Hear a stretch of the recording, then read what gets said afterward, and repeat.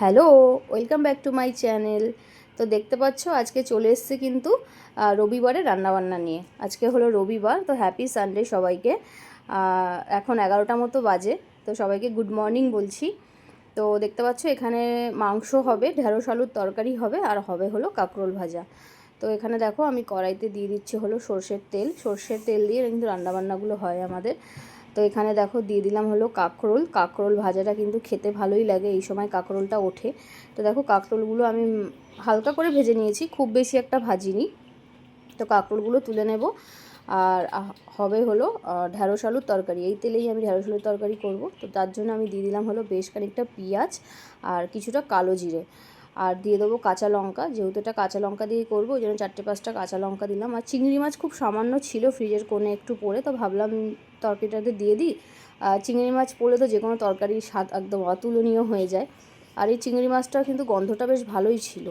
তো দেখো এরপর আমি নুন দিয়ে ঢ্যাঁড়সটাকে ঢেকে দেবো, ঢ্যাঁড়সের আলুটা যাতে নরম হয়ে যায়।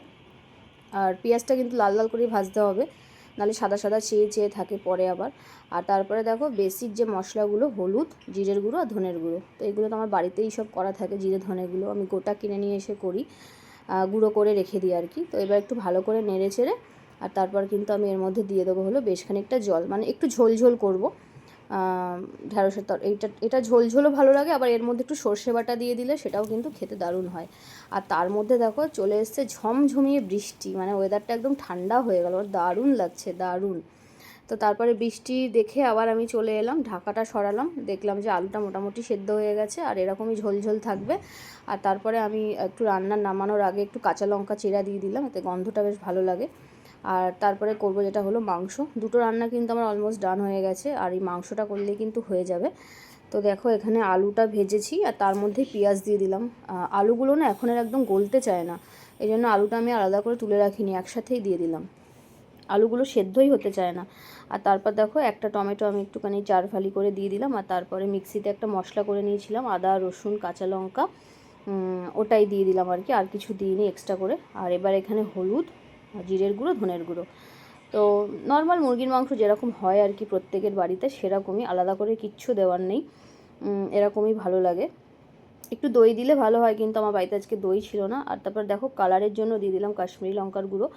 তোমাদের তো আমি দেখালাম যে কাঁচা লঙ্কা দিয়ে রান্না করেছি, কিন্তু কালারটা কেমন লাগে না শুধু কাঁচা লঙ্কা দিয়ে করলে, সেজন্য আর কি একটুখানি কাশ্মীরি লঙ্কার গুঁড়ো দিয়েছি, দিয়ে ঢাকা দেবো। ঢাকা দিলে কি হয়, অনেকটা জল বেরিয়ে যায়। তো দেখতে পাচ্ছ মাংস থেকে প্রচুর জল বেরিয়েছে। তো এই জলেই কিন্তু মাংসটা খুব ভালো করে আমি সেদ্ধ করে কষিয়ে নেব। আর তারপরে দেখো এখানে এখন খাওয়া হচ্ছে হলো মুড়ি। সকালবেলা মুড়ি না, এটা চিড়ে ভাজা, চানাচুর আর চিড়েটা কিন্তু খেতে বেশ ভালোই লাগে। তো দুই ছেলে এখানে খাচ্ছে, আমি ভাবলাম আমিও একটু খাই আর কি সকালবেলা। তো আবার চলে এসেছি রান্নায়। দেখো মাংস কিন্তু আমার একদম কষা কষা হয়ে গেছে, একদম কষিয়ে নিয়েছি, তেল ছেড়ে দিয়েছে, আর কিন্তু জল নেই মাংসতে। তো এবারে ওদের জন্য একটু তুলবো, দুই ভাইয়ের জন্য 2 পিস তুলে দেবো, ওরা একটু খাবে বললো কষা মাংস। তো মাংসটা ওদের তুলে তারপরে কিন্তু আমি এতে ঝোল দিয়ে দেবো। খুব বেশি দেবো না, পরিমাণ মতো দেবো, যাতে একটু গামাখা হয়, ঝোলও হয়, আবার একটু কষা কষার মতনও থাকে। তো চলো ঢাকা দিয়ে দিই আর তারপর ওদেরকে দিই মাংসটা। এনে কষা খাবে আরিয়ান, চলে আসো কষা খাও। বাবু বিছানায় বসে খাস না মাংসটাও।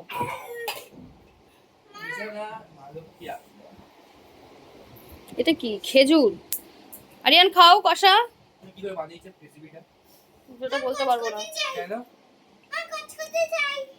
ভিডিও দেখতে হবে, ভিডিও। কচকচি খাবে? আচ্ছা, ভালো আছে?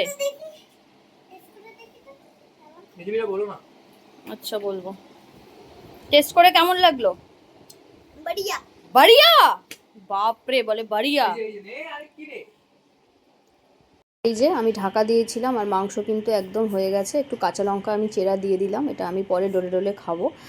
তো এই যে আজকে রান্না বান্না তোমাদের সাথে শেয়ার করি। দেখো এই যে ঢ্যাঁড়স এর তরকারি আর কি, ঝাল যেটা বলে, মাংসটা বললাম না একদম কষা কষাও হবে না বা ঝোল হবে না, গামাখাই হয়েছে।